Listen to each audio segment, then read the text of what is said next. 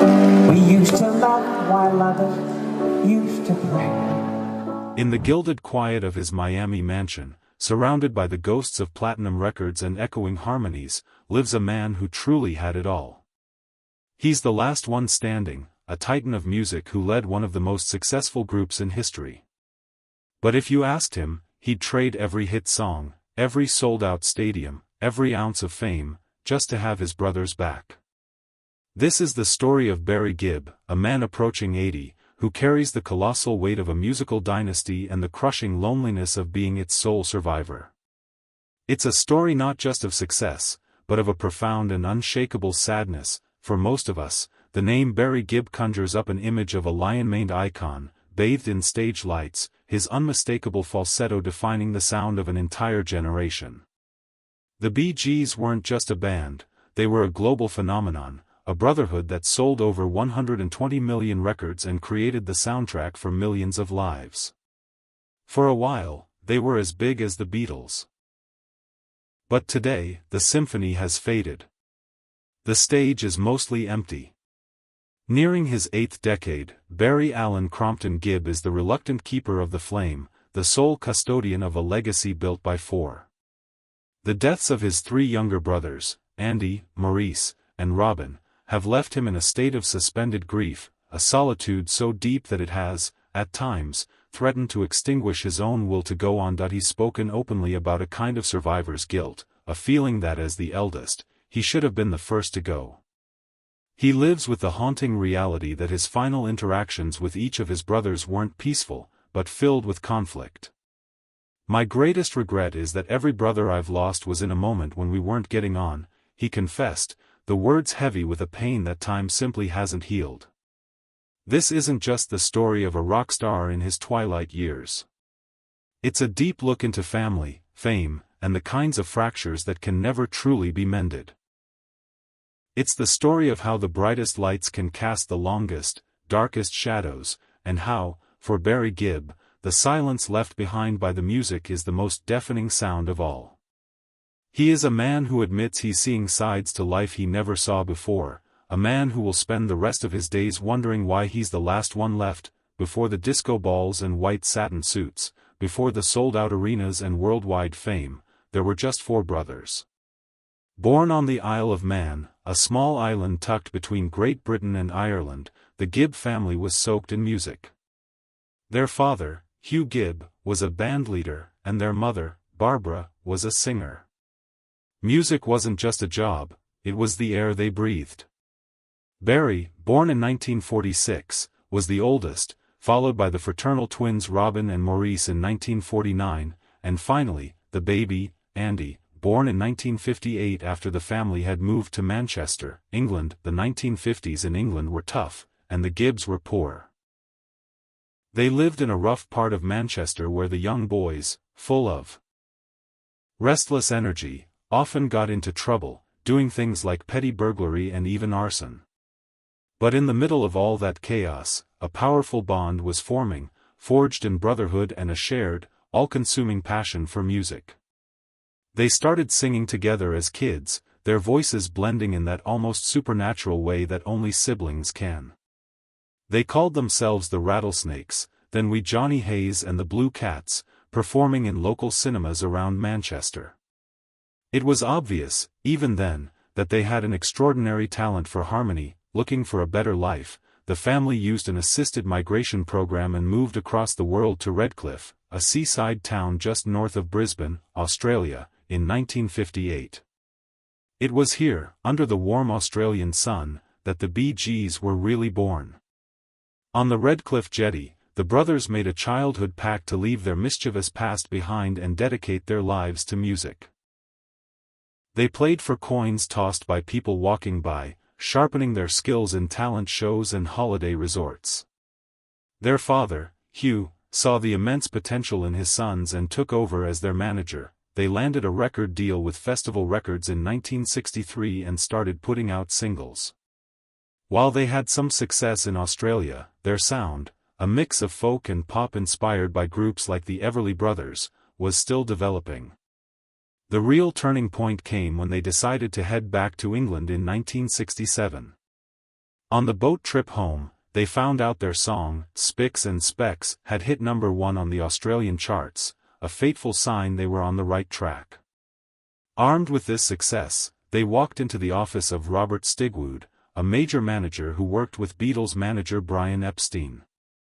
Stigwood was instantly captivated. He didn't see some unpolished group from the colonies, he saw Britain's answer to the Beatles. It was the beginning of everything.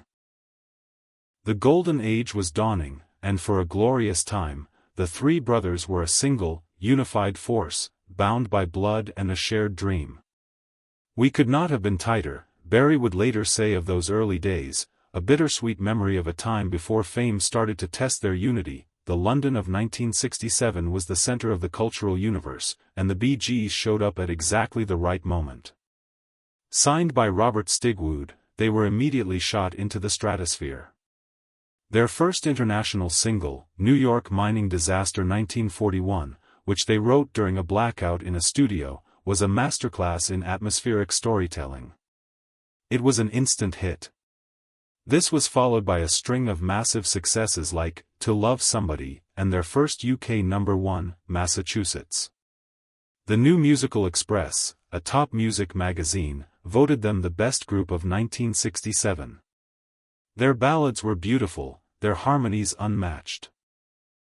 Maurice laid down the rich, foundational harmonies and played a ton of instruments. Robin gave them the haunting, vibrato-heavy lead vocals, and Barry provided the smooth rhythm guitar and a voice that could go from soulful to soaring. They were, as Barry described, glued to each other, a single entity with one shared dream, but as the 60s ended, the intense pressure of their sudden stardom started to show. The inseparable brothers began to drift apart. Creative tensions, especially between Barry and Robin over who should sing lead, started to bubble up.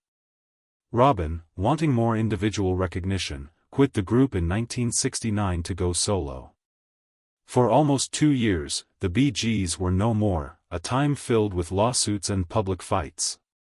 It seemed like the dream was over before it had even peaked. But the bond of brotherhood, though stretched thin, wasn't broken. In 1970, they got back together, promising they would never split up again. The reunion marked a new chapter. After a few years of trying to find a new sound, they moved to Miami and started working with producer Arif Mardin, who pushed them to explore a more R&B influenced style. This change was a game changer. It led to the 1975 album Main Course, which featured the hit, Jive Talkin'. It was during these sessions that Barry Gibb stumbled upon his now legendary falsetto, a sound that would soon define an entire era of music. Then came Saturday Night Fever. In 1977, Robert Stigwood asked them to write some songs for a movie he was producing about the disco scene in Brooklyn. In just a few weeks, in a studio in France, they wrote Stayin' Alive, How Deep Is Your Love, Night Fever, and More Than a Woman. The result was a cultural explosion. The Saturday Night Fever soundtrack became one of the best-selling albums of all time, making the Bee Gees the undisputed kings of disco. They were everywhere. Their music was the pulse of the planet. They had 9 #1 hits on the Billboard Hot 100, putting them in the same league as Elvis Presley, the Beatles, and Michael Jackson in terms of sales. The fame was blinding, the success unimaginable. They were writing #1 hits not just for themselves, but for artists like Barbra Streisand, Diana Ross, and Kenny Rogers and Dolly Parton. They had reached a level of success that most artists can only dream of. But this peak of fame, this golden age, was also planting the seeds of their deepest sorrows. The pressure was enormous, the lifestyle intoxicating, and the delicate foundation of their brotherhood was about to be shaken to its very core. The inferno of global stardom that was Saturday Night Fever brought unimaginable wealth and power, but it also started to eat away at the Gibb family. The more famous they got, the more the world wanted from them, and the more they retreated into the dangerous world of rock and roll excess. The late 70s and early 80s were a blur of sold-out tours, recording sessions, and a lifestyle that just wasn't sustainable. Like so many rock royalty, drugs, and alcohol became a way to cope with the relentless pressure. Maurice, the joker and multi-instrumentalist who was the glue of the band, developed a serious drinking problem. He later admitted his addiction got so bad he'd have to feel his way along the walls just to get to the stage. The egos that had been simmering for years started to boil over. The creative friction that once made brilliant music now just led to bitter fights.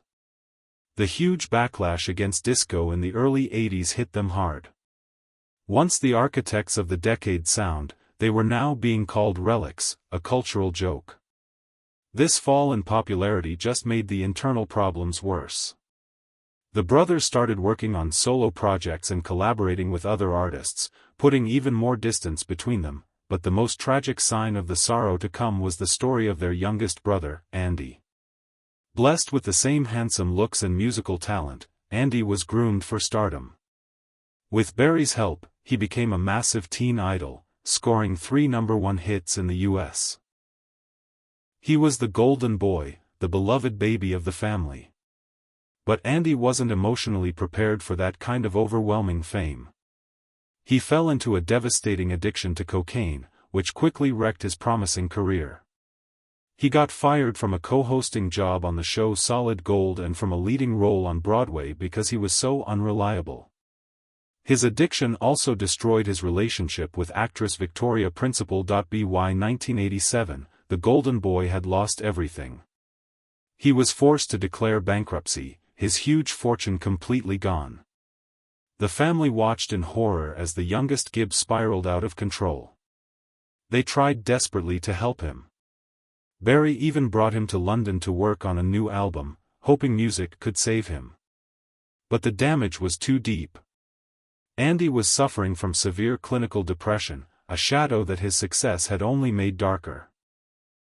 His brother's attempts to step in were tangled up in all the complexities of family drama and the helplessness of watching someone you love self-destruct. The cracks in the Gibb family foundation were no longer just fissures, they were deep, gaping wounds, and the first devastating tremor was about to hit. The first ghost to haunt Barry Gibb arrived on March 10, 1988.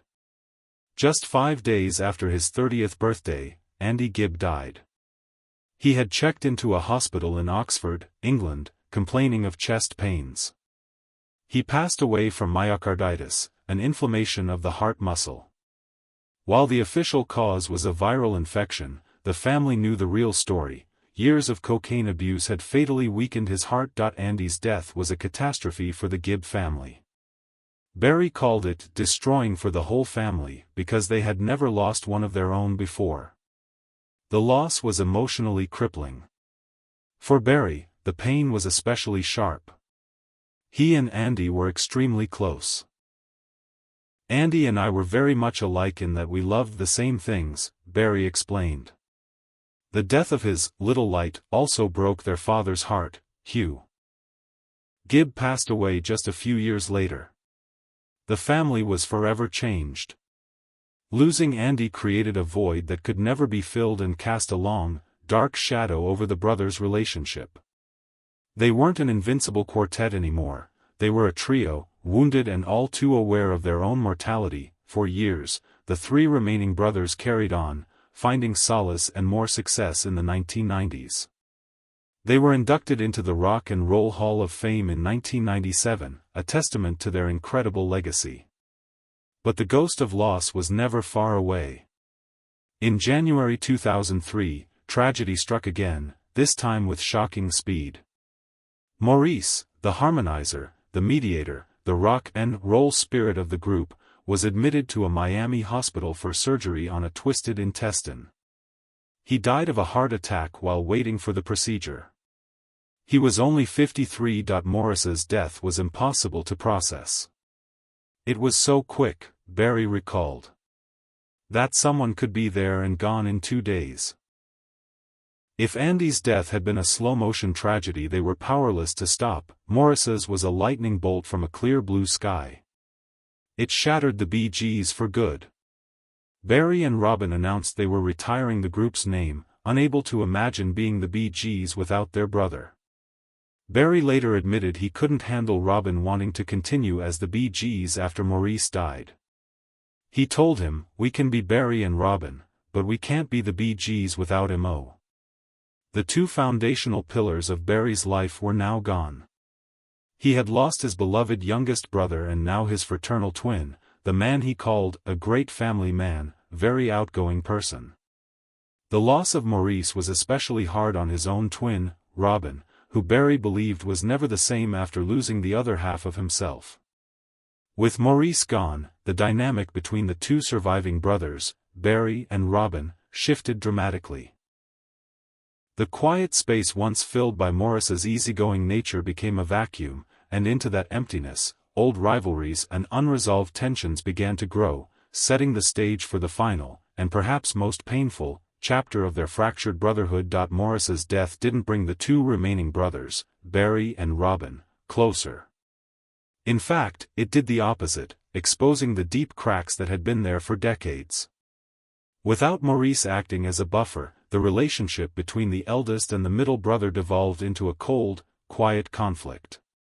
For years, the tension between Barry and Robin had been a creative engine, a push and pull between Robin's emotional vocals and Barry's pop genius.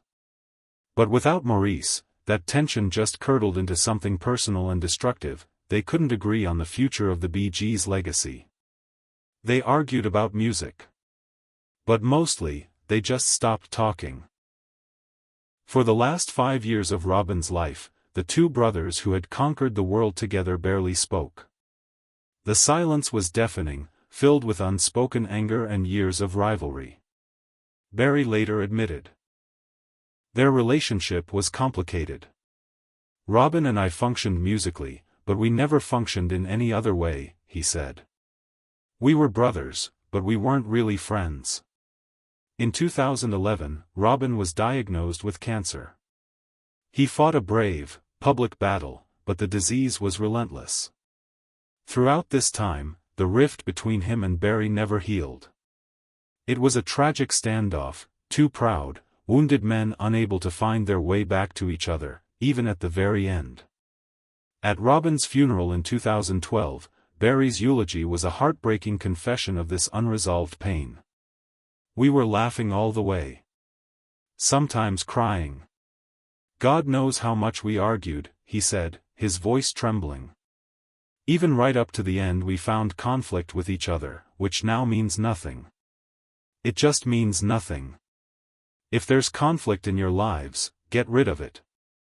This became Barry's greatest torment. The immense success, the global awards, all of it felt meaningless next to the profound regret of losing his brothers on bad terms. He had to live knowing his last words were of discord, not love. "My greatest regret is that every brother I've lost was in a moment when we weren't getting on," he said in an emotional interview, breaking down in tears. The weight of this final, unresolved conflict with Robin, coming after losing Andy and Maurice, is the central pillar of his sadness. It's the why behind his solitary existence.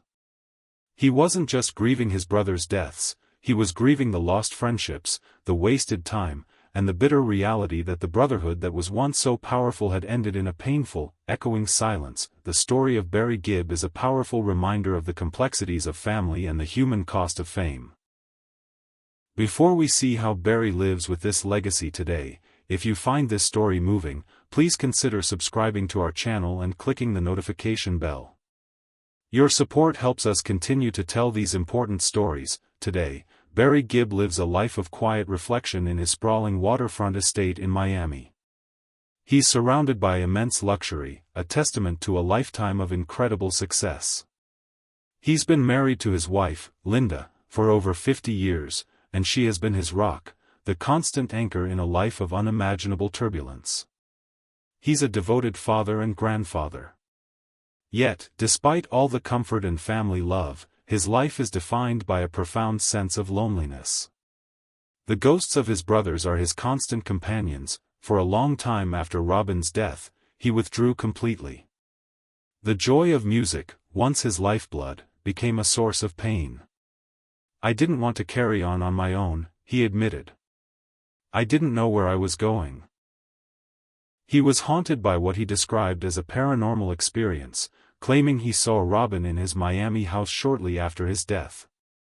The stage, once his kingdom, felt empty. Performing the songs he created with his brothers became an emotional minefield. He tried to retire, but the music just wouldn't let him go. He realized,